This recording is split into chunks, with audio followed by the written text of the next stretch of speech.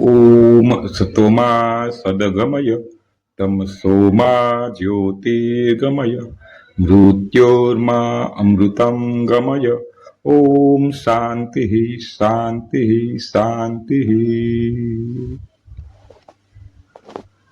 અષાઢી બીજ મહોત્સવનો અહીંથી આપણે આ ત્રીજો ભાગ છે ને આજ રસોડા વિભાગમાં આપણે જઈ અને તે જોઈશું. તો મિત્રો ચાલો આપણે હવે રસોડા વિભાગ તરફ આગળ વધીએ. આ ભોજન શાળાનો આખો સ્ટાર્ટ છે. જ્યાં જ્યાં કાઉન્ટર છે એ બધા અહીં ગોઠવેલા છે. એટલે આ બધો આખો નકશો એનો તૈયાર કરવામાં આવ્યો છે. રસોડા વિભાગ તરફ જઈ રહ્યા છીએ. જે આપણે અહીંથી છે એ રસોડા વિભાગનો 3 નંબરનો વિભાગ ત્યાંથી આગળ જઈશું. આ બધા સ્વયંસેવકો છે અને પ્રસાદની તૈયારી ચાલે છે. ટુકડા આમાં ટુકડા ભરાવાના છે. આ છે રસોડા વિભાગ અને આ વિશાળ રસોડું છે. આ પરબપંથીનું તમે જોઈ રીતે આટલું લાંબુ છે એ પરબનું રસોડું છે. અહીંથી આવે છે ચા વિભાગ અને આ કાઉન્ટર છે એ બધે સ્પેશિયલ ચા. અહીંયા કોઈ પૈસા લેવાનું નથી આવતા. સ્પેશિયલ ચા પાવા માટે છે રસોડું કરવામાં આવે છે, બરાબર. અને અહીંથી બધા તો સેવકો ચા પીવે છે દર્શનાર્થીઓ. અને આ બધા અહીંથી જાય આપે છે, પીવે છે. એ બધા આપણે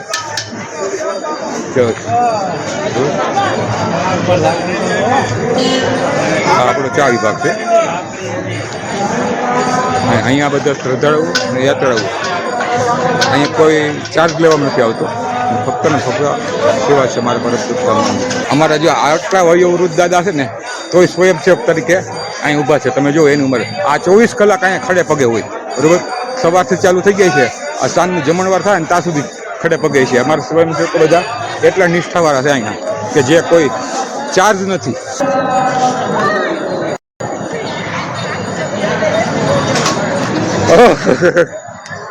જા અમારા પરબવાવડી ગામનો સ્ટાફ છે આખો. અને બધા ટ્રેક્ટરો પણ બધી છે ને સેવામાં જ આવ્યા છે. એટલે જો આ બધા વેપારીઓ છે ને તોય અત્યારે આ સેવામાં લાગી ગયા, સમજ્યા. બબ્બી જેસીબી ને ટ્રેક્ટર વાળા બધા. અને પાછો અમારો ક્ષત્રિય સમાજ છે આજે. અમારા પાડોશી બધા આ બધું છે ને અહીંયા બેનો બધા જ સેવકો છે. એ બધા રોટલી બનાવવા માટે જાય છે. અને કોઈ આનો પગાર નથી. તો જે સેવક સમાજ છે ને એ મારે આજુબાજુ ગામના અને જે પરબના ધાર્મિક સંસ્થાના જે છે ને બધા એ લોકો જ અહીંયા આવે છે. અને આજે રેખાબેન સિંહ જે નર્સરીમાંથી તમે જોઈ ગયા છો, જ્યાં અમારા ગામના જ છે બધા. અને આજુબાજુના ગામના બધા વડીલો છે. તો તમે જોવો છો તો આ બધા આખા સેવક સમાજ છે. એટલે મિત્રો તમે જુઓ આ બધા સેવામાં આવેલા છે.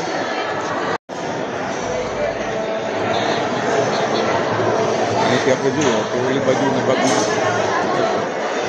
આ બાજુથી રોટલીનું કામ કરે છે.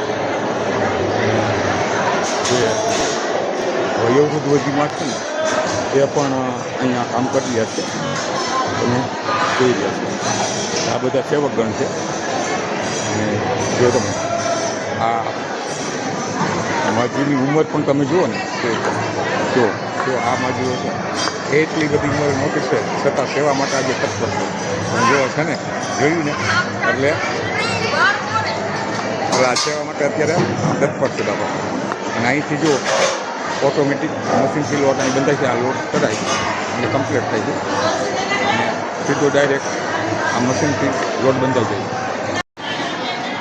આ બધું છે ને અહીંયા બેનો બધા જ સેવકો છે. એ બધા રોટલી બનાવવા માટે જાય છે. અને કોઈ આનો પગાર નથી. તો જે સેવક સમાજ છે ને એ મારે આજુબાજુ ગામના અને જે પરબના ધાર્મિક સંસ્થાના જે છે ને બધા એ લોકો જ અહીંયા આવે છે. અને આજે રેખાબેન સિંહ જે નર્સરીમાંથી તમે જોઈ ગયા છો, જ્યાં અમારા ગામના જ છે બધા. અને આજુબાજુના ગામના બધા વડીલો છે. તો તમે જોવો છો તો આ બધા આખા સેવક સમાજ છે. એટલે મિત્રો તમે જુઓ આ બધા સેવામાં આવેલા છે. તમે જોશો આજની ઘર છે અને 1,000 આ એટલી ગરમીમાં પણ આ બેનો કામ કરી રહ્યા છે.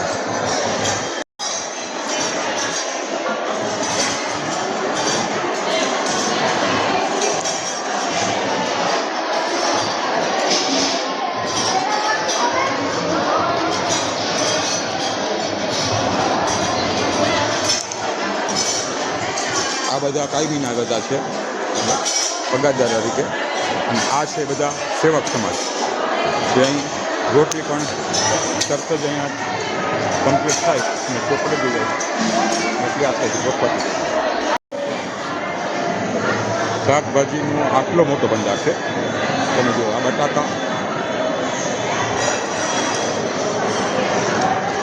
અહીંયા ટમાટર, આ સેવકો દ્વારા મોકલવામાં આવે છે. અહીં રીંગણ,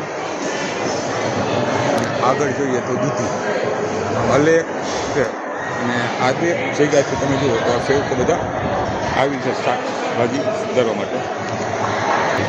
આ રીંગણા ટમાટર જે બધા છે જરૂરિયાત પડશે કોઈ તે સુધારે છે. અને આ વિશાળ ભોજનાલયની અંદર બધા નાના મોટી ઉંમરના પણ માણસો, સાથે સાથે સત્સંગ પણ ચાલુ હોય છે. આ દૂધની ઉપર છે એથી બધા છે કે આ લીમડો આ બધું તમે જુઓ તો વિશાળ એવી અમારી પર સંસ્થામાં. તો આપણે દર વખતે ગયા વર્ષે પણ એ જ જોયું હતું. આ બધા જુદા જુદા શાક સમારી અને કમ્પ્લીટ થયેલા છે, જે અલગ અલગ ગામના અને અલગ અલગ રીતે બધાને વેચી દેવામાં આવ્યું છે કે કેટલું ક્યાં કોને ક્યાં સંભાળવાનું છે. એની આ મોટી મોટી ચૂલો છે બધી તમે જુઓ તો કાલે આ બધાનો ઉપયોગ કરવામાં આવશે. અત્યારે દાળ સંભારવાનો થોડા ભાગ ચાલુ છે. તો મિત્રો તમે જુઓ છો આ તો વિસ્તાર અહીંથી બહારની સાઈડ જોઈ શકો.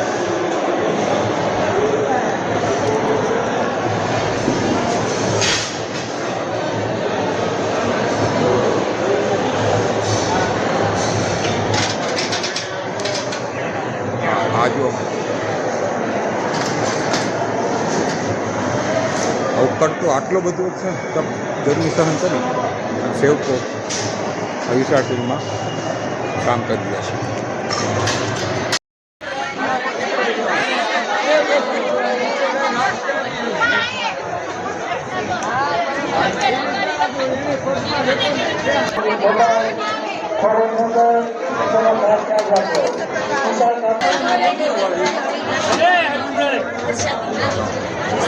આ છે પ્રસાદ અહીંથી લારીઓ મહાપ્રસાદ છે.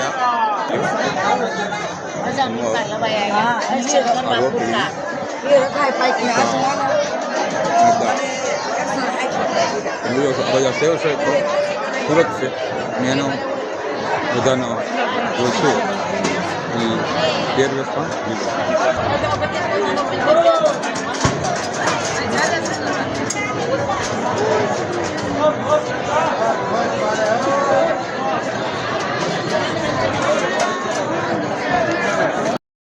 નાના બાળકો હાથ વગર રાખવા, નાના બાળકો ખોવાઈ ન જાય એની તકેદારી રાખવી. સાથે આ બધા સાયડામાં બેહવા વાળા છે અને કોઈ તડકામાં આવ્યા છે.